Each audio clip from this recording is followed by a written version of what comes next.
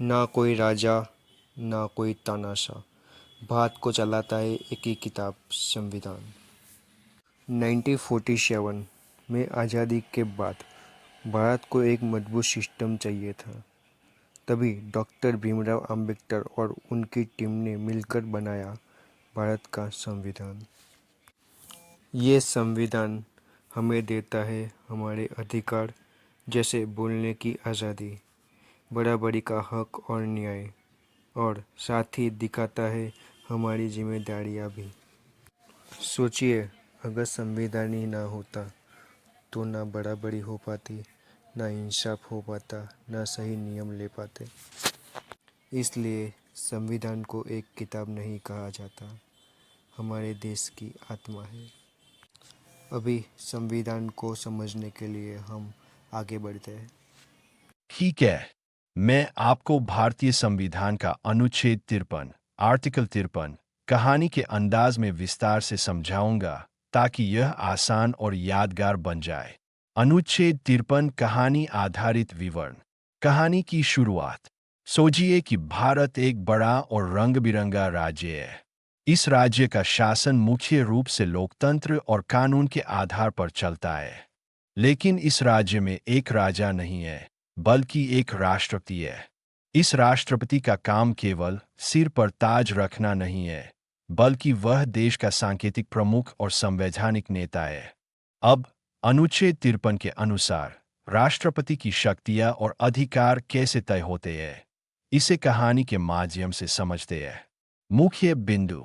राष्ट्रपति की कार्यस्थली। अनुच्छेद 53 एक कहता है कि राष्ट्रपति को भारत का कार्यकारी प्रधान माना जाएगा। कहानी में इसे ऐसे समझो, राष्ट्रपति हमारे राज्य के मुख्य दरबारी है। राजा की तरह दिखते हैं, लेकिन उनका सारा काम संविधान के अनुसार होता है। वह देश के लिए महत्वपूर्ण निर्णय लेने वाला है, लेकिन हमेशा कानून और मंत्रिपरिषद की सलाह से। सभी कार्यकारी शक्तियां राष्ट्रपति के पास।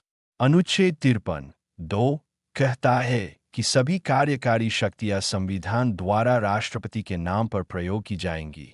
कहानी में सोचिए कि राज्य के सारे आदेश, नियम और सरकारी फैसले राष्ट्रपति के नाम से जारी होते हैं।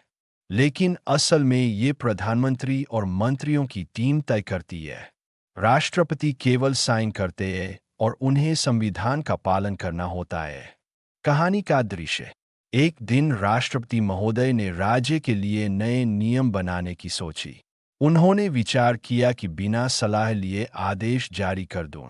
तभी उनका सचिव, प्रधानमंत्री, आया और बोला, महोदय, संविधान कहता है कि ये निर्णय हमारी सलाह और मंत्रिपरिषद के साथ मिलकर ही लिया जाएगा। राष्ट्रपति समझ गए कि उनका शक्ति का इस्तेमाल संवैधानिक ढांचे के अनुसार होना चाहिए। संक्षिप्त अर्थ। राष्ट्रपति भारत के सिरमौर और कार्यकारी प्रमुख है। उनके सभी आदेश और शक्तियां संविधान के अनुसार है। असल में प्रधानमंत्री और मंत्रिपरिषद राष्ट्रपति की शक्ति का मार्गदर्शन करते हैं। यह अनुच्छेद शक्ति का संतुलन और संवैधानिक शासन सुनिश्चित करता है। याद रखने की कहानी टिप।